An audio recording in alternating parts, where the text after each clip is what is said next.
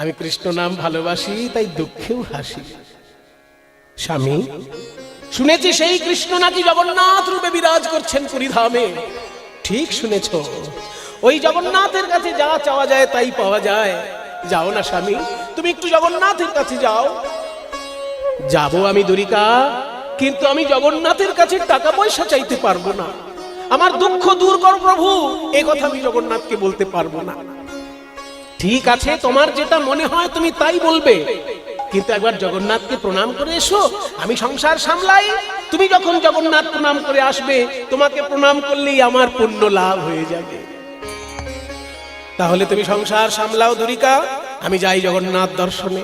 সবাই একটু হাত জোড় করুন। জগন্নাথের একটু স্তব গাইবো মায়েরা।